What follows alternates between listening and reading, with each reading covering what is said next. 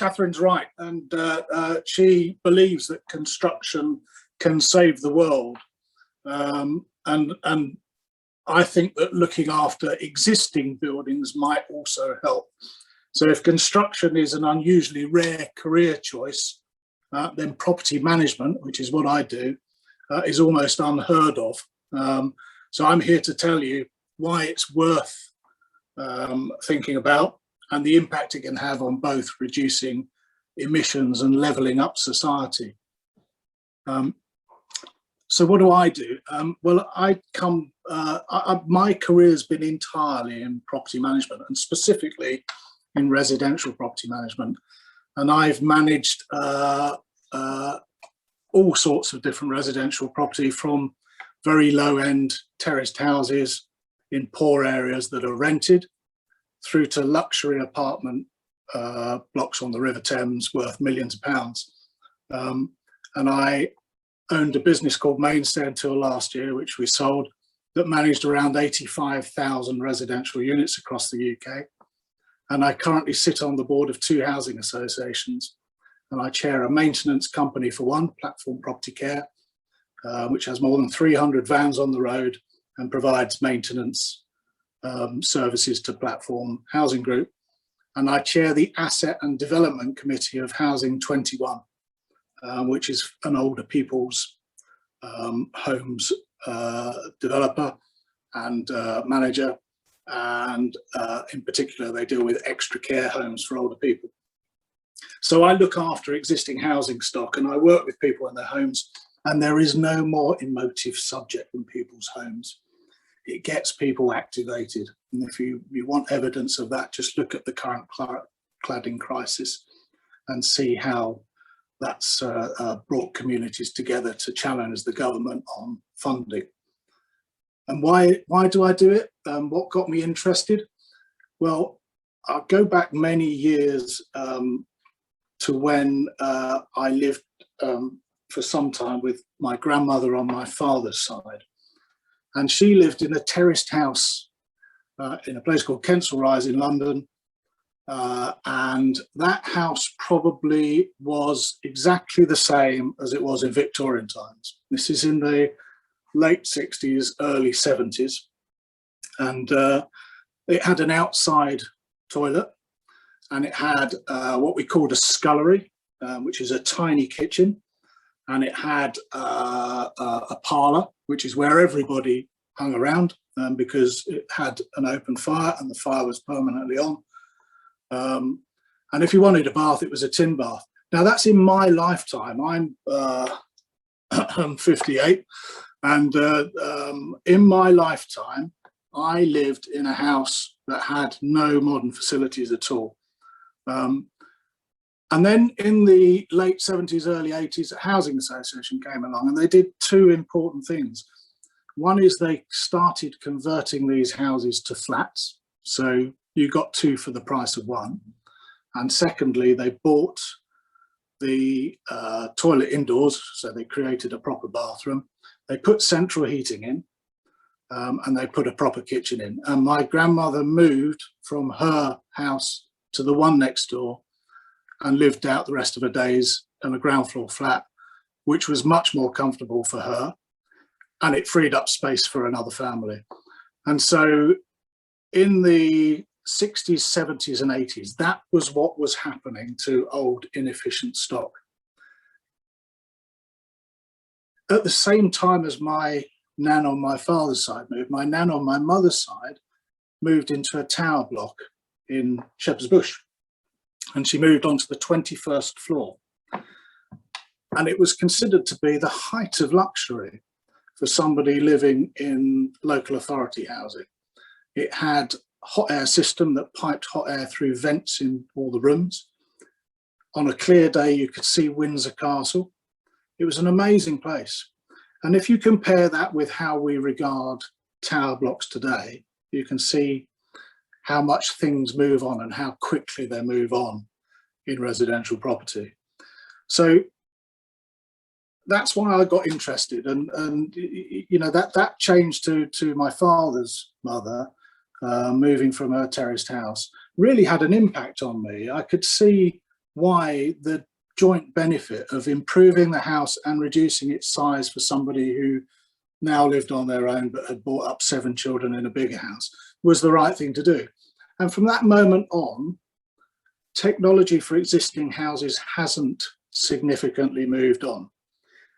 So residential property management, property asset management is important because we have to do both. We have to build newer, we have to build better, I agree. And we know all of the benefits of doing that, but we have to maintain the existing. Why?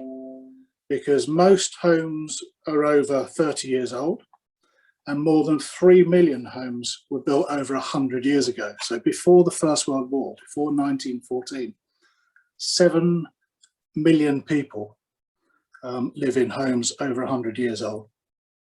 And between 1919 and 1980, a further 13 million homes were constructed. So approximately 30 million people live in those. And since 1981, just 7 million have been constructed. And consider this too. Without an address, without a home, you don't have access to things that we all take for granted. You don't have access to banking. You don't have access to health services. You don't have access to education. You don't have access to social services, to utilities, gas, electricity, water, broadband. And of course, you can't vote. So homes are everything. Homes are security, they're warmth, they're shelter from the elements, they're family nests. They're essential for everything we are as human beings. And without them, we have few means to exist. Nothing's more important as a starting point to ending poverty, for example. And only the last 10 years that we've really been considering the environmental elements. And the government has set a target of net zero by 2050. And that's tough when we consider that 20% of existing homes are in what we would describe as poor condition. 11 million homes are considered hard to heat. And according to government statistics, 13.4% of households live in fuel poverty. And I'll explain why that's important in a moment, but 14% of all greenhouse emissions come from existing homes in the UK. So it's a double whammy for lower income families. They're likely to pay more for heating because their homes are in poorer condition. And this widens inequality and has a huge knock-on effect, particularly on health and social mobility. So investment in improving old stock is not sufficient. It's generally much more effective than demolishing and rebuilding, because all that carbon is already captured. And I'll just add to those other statistics, 1.8 million people live in properties that are at risk of flooding. So these combined factors definitely hit the poorest in our societies the hardest. Not all modernisation has proved good. And going back to the example of my nan's terraced house, the first thing that they did to improve these houses was to block up all the fireplaces. And people of that generation were amazed when you could have central heating. Nobody ever wanted to go back to having open fireplaces. But of course, the impact of that was that we created lots of homes with big condensation problems, because you need air circulation in order for water not to condense on walls and windows. So think about what you associate with poor housing, what you associate poor housing with. And if you think about the worst housing estate development near you, often people will refer to it as a sink estate. Do you think of crime? Do you think of poverty? Do you think of vandalism? Do you think of disrepair? Do you think of unemployment, substance abuse, reputation? All negatives, all negative things. And actually that's completely unfair, because we're talking about a community, and communities all have the same strengths. They just need to be given the right tools to succeed. And that's what I really love about housing. It's literally the building block that can be a catalyst for all sorts of positive change. So this is a Joseph Rowntree Foundation quote. Over 14 million people, about 1 in 5 of the British population, were in poverty in 2018. 8.2 million were working age adults. 4.1 million were children and 1.9 million were pensioners. So a reminder, the choice that people on low incomes sometimes have to make is to heat or to eat. So fuel poverty is a real thing. So this is a really important topic. The government has targeted us with getting all properties up to band C energy efficiency. We have bands A to E in this country, and A is the best, E is the worst. And we are making progress in that respect. But in my opinion, we need a new housing revolution, one that is as impactful as that which we experienced in the 60s and 70s, something that really levels up and gives the same opportunity to vulnerable people and people on modest incomes. And property managers can do that in a number of ways. The most obvious way is to retrofit old homes, and a lot of that is going on and has been going on. It's slow progress. Investing in better insulation, more efficient boilers, hybrid boilers that can run off more than just natural gas, alternative energy sources, battery storage solutions perhaps, solar energy, wind power, all this will bring down the costs. But at the moment, electricity costs 3 times more than gas to heat a home with. So those are big problems to overcome, and all things that property managers have to consider. Renewable energy can be purchased through community energy schemes, more localized offerings and better value, sort of social entrepreneurship. And people are willing to participate in these things where they can see environmental benefits. Long-term stock investment plans, something I'm involved in a lot, where we seek to improve housing with ongoing and continuous investment, and deliver improvements and access to the latest technologies. So I touched on the use of flexible boilers earlier. We think that boilers can run off hydrogen, for example. There is no mass hydrogen supply available yet. And if it does come, it will have to come through existing infrastructure. So those are all sorts of things to think about.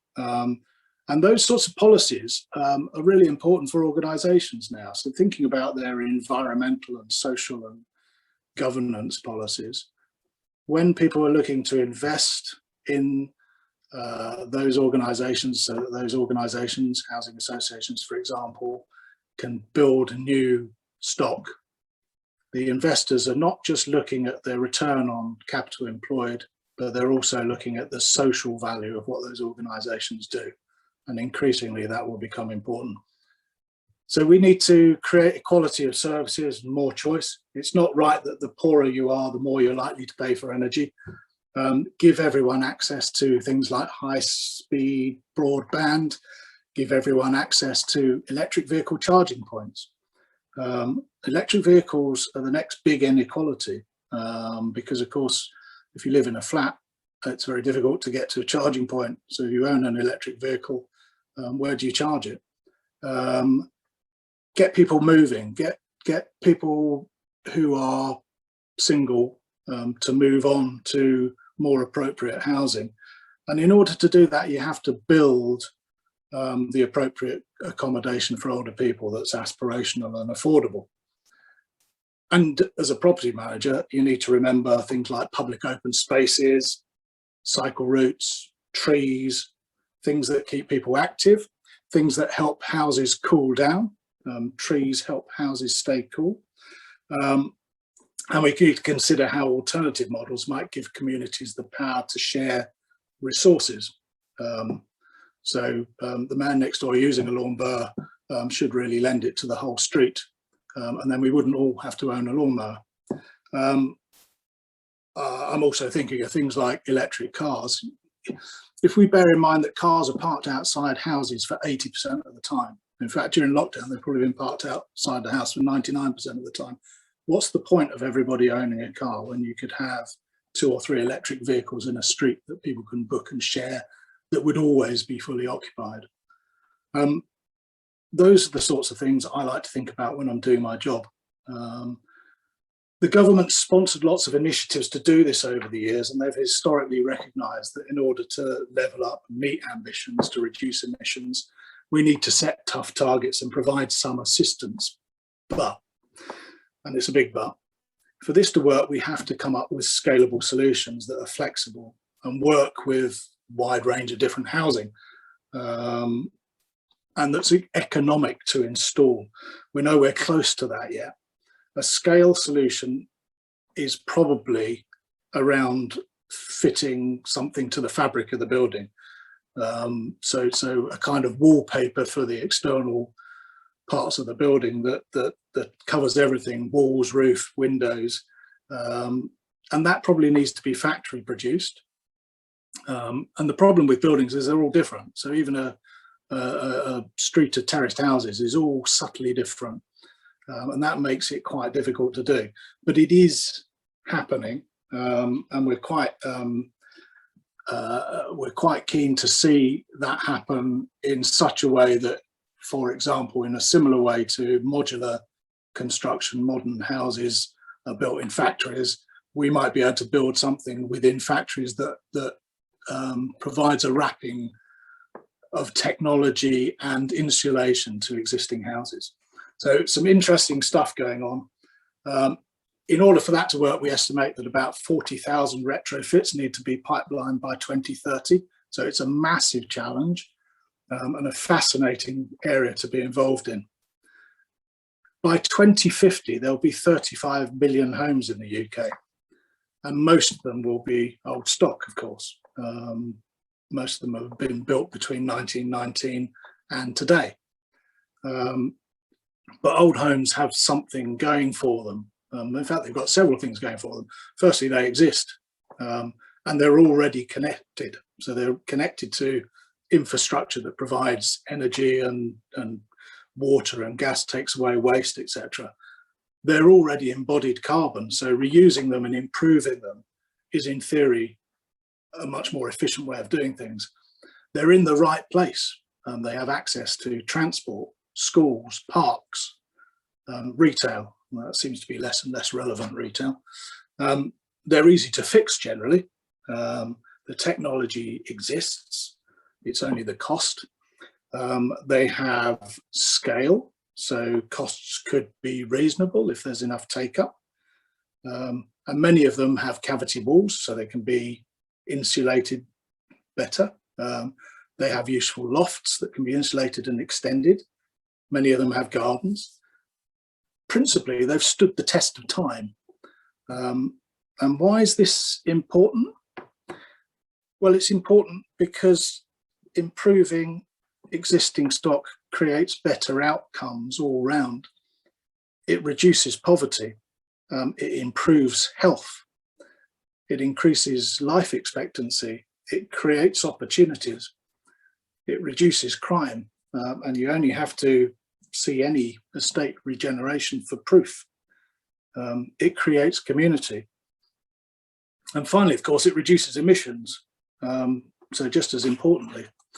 So in conclusion, I'm arguing that existing housing stock is one of the biggest barriers to achieving net zero and one of the biggest barriers to levelling up communities, unless we continue to invest in it and unless we innovate, particularly around how we buy and consume energy. Improving existing housing is a one-way gain. It has multiple benefits for people and communities. It improves social mobility. As is a theme today, it levels up. The cost for not improving it is really high, not just for the environment, but for the state, for the NHS, for example. Well-informed policies and grants really make a lot of sense. So what an opportunity for the brightest amongst us because we have to do it. There's no alternative waiting in the wings. And it's a really dynamic place to be. Property asset management, whether for social landlords, housing associations, local authorities, or for private property management companies, working for developers, investors and residents, and increasingly for pension funds, or for the build to rent revolution, which is currently taking place, is currently well underway. Looking after the stuff that's been built is exciting, and it's varied, and it's an opportunity to make things happen that have huge knock-on impacts. So don't limit yourself to construction. That's why I'm here to tell you that stuff, this stuff already exists, and it's just as important. So please jump in, adapt it, and create the resilience we need. Thank you. Awesome. Thank you so much, David. That was absolutely brilliant. And I'm sorry for the technical issues at the beginning, but I hope you all agree you didn't want to miss a word of that, because that, I think, really pulls together, and it's sort of reassuring for me to see that, you know, the speakers that I thought would all reinforce each other are in fact all reinforcing each other. So we had Seema Kennedy this morning talking about levelling up, and the fact that in the early days the Minister for Health was also the Minister for Planning, because those two things were so closely related. Yeah. And you know, this is where we need to be. So please join me in saying a massive thank you to David Clark. Thank you for joining us today. If you've got questions, please do put them in the Q&A. People are over on Best Connect sharing lots of slides and questions and information, so please do get over there as well. I will just click the secret button, which I think makes me host again. Thank you so much, David. It was just amazing to have you here. And I will go over onto Best Connect and be available. If people have got questions, then I'm happy to answer anything. And I'm certainly happy to point people in the right direction for some of the papers and things that are around that are really interesting, really worth reading, and taking your point of how all these things connect together, particularly health and well-being outcomes. Brilliant. Thank you so much. That's great. Thank you.